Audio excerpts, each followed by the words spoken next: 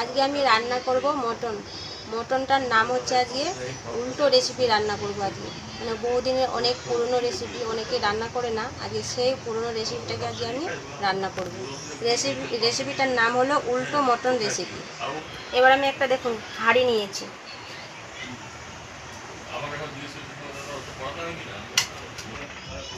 আজকে আমার খুন্তির কাজ নেই, আজকে আমার এটার কাজ।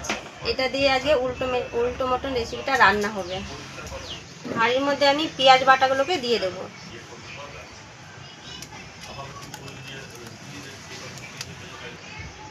এরপরে দেবো আমি আদা, রসুন আর কাঁচা লঙ্কা বাটা।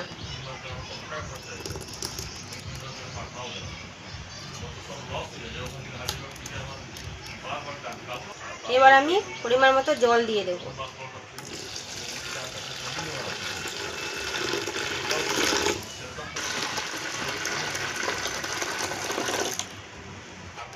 জল দেওয়া হয়ে গেছে, এবার আমি উনুন ধরিয়ে হাঁড়িটাকে বসিয়ে দেব। উনুন ধরিয়ে দিয়েছি, এবার আমি হাঁড়িটাকে উনুনের মধ্যে বসিয়ে দেব।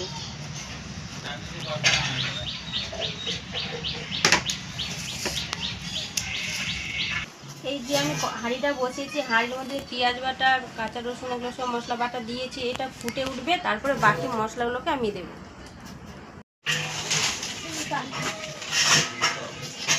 রান্না করতে করতে বৌদি পেপার পড়তে শুরু করে দিয়েছে।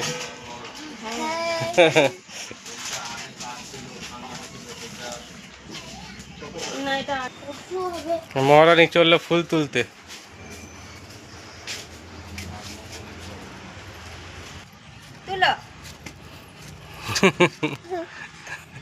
ফুল তুলবি? হ্যাঁ, কোনটা কোনটা তুলবে তো না? এইটা? আচ্ছা তোলো তোলো। আচ্ছা ওইটাও তুলবে? আচ্ছা তোলো তোলো। ফুল গাছ তো তোমার জন্যই লাগানো।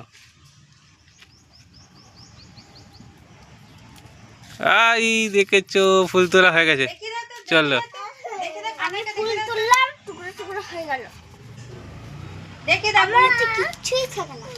দাদাও তুলেছে? বাহ বাহ বাহ।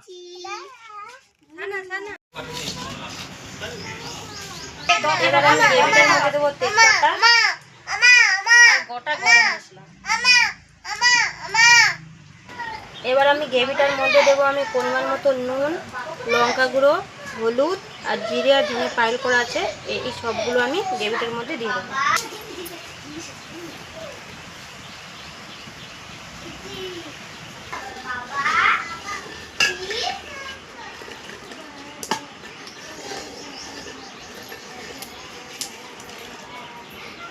সর্ষের তেলটা আমি গরম করে ঠান্ডা করে রেখেছি, এই তেলটা আমি গ্রেভিটার মধ্যে দিয়ে দেবো।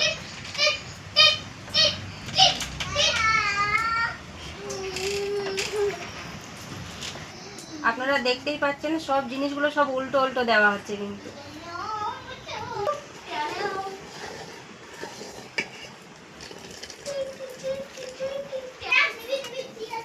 এই গ্রেভিটা ম্যাক্সিমাম 1 ঘন্টার মতো আমি জাল দেবো।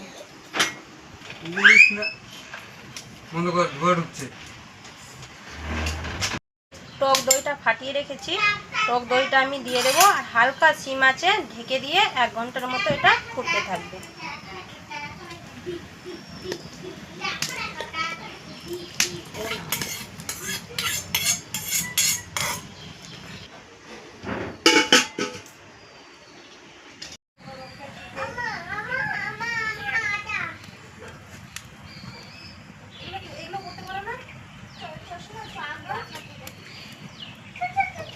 এগারোটায় বসিয়েছি, এখন সোয়া 12টা বাজে। এবার দেখুন আমি ঢাকনাটাকে খুলে নিচ্ছি।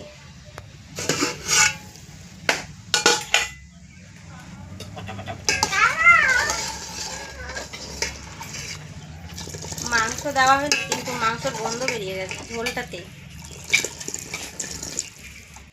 এবার মাংসগুলোকে আমি ঝোলের মধ্যে দিয়ে দেবো।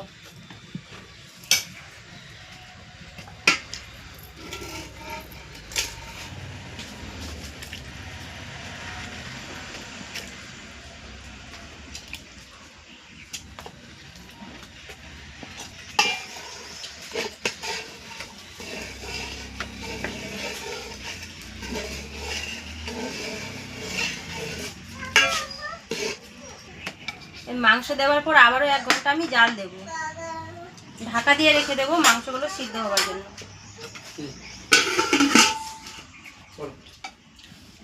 এই দুটোর অবস্থা দেখুন, একটা টুলের মধ্যে 2 ভাই বোনে বসতে হবে। হ্যাঁ আমাকে চেপে ধরে বসে আছে। ও শোনা ওঠ, শোনা ওঠ। দাদা হাপুস করবো চলো না, গামলার মধ্যে হাপুস করবো চলো। গামলার মধ্যে হাপুস করবে বলেছো, গামলা নিয়ে রেডি। কি হচ্ছে সেটা? চললাম স্নান করাতে বুনুকে।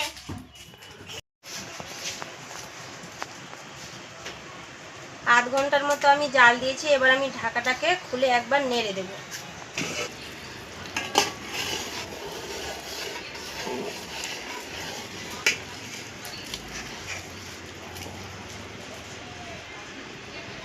মাংসের গন্ধটা যে এসছে না, মনে হচ্ছে এখনই খেয়ে নি মাংসটা, এত সুন্দর গন্ধ বেরিয়েছে, সেন্টটা হেভি বেরিয়েছে। আর মাংস এখনো সিদ্ধ এখনো হয়নি। আর মানে 30 মিনিট ঢাকানো ছিল, এখনো আলু দিয়ে 30 মিনিট আরও ঢেকে রাখবো, প্রায় 1 ঘন্টার মতো থাকবে, তারপরে মাংস সিদ্ধ হবে। আলু কেটে আমি জলের মধ্যে ভিজিয়ে রেখেছিলাম, এবার আমি আলুগুলোকে ঝোলের মধ্যে দিয়ে দেবো। আলু ছাড়া আমাদের চলে না, আলু দিতেই হবে, তাই আমি আর 3টে আলু 6 পিস করে কেটে দিয়ে দিয়েছি।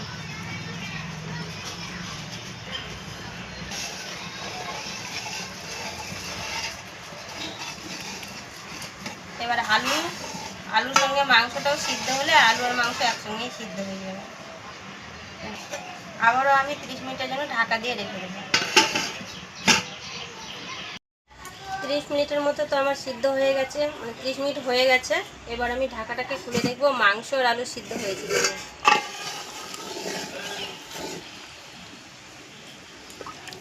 আলু আর মাংস সিদ্ধ হয়ে গেছে আর আমার রান্নাটাও কমপ্লিট হয়ে গেছে। এবার আমি গরম মশলা দিয়ে নামিয়ে নেব।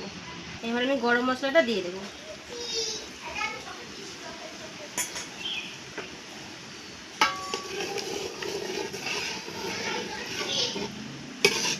গ্রেভিটা কি সুন্দর হয়েছে দেখুন, মাংসের গন্ধটাও হেভি বেরিয়েছে।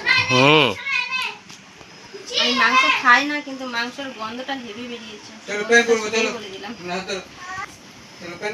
এবারে সবাইকে খেতে দেবো।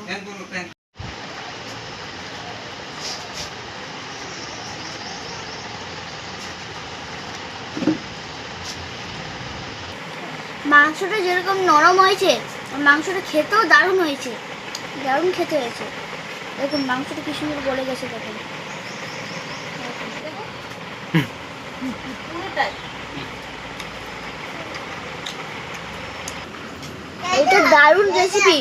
এরকম রেসিপি আপনারা বাড়িতে করে খাবেন, দেখুন খুব সুন্দর লাগবে খেতে। মাংসটা যা হয়েছে না, আমি আর কি বলবো, দারুণ টেস্ট। আমি এখন মন দিয়ে খাই। আপনারা ভালো থাকবেন, সুস্থ থাকবেন, দেখা হচ্ছে আবার পরের ভিডিওতে। টাটা।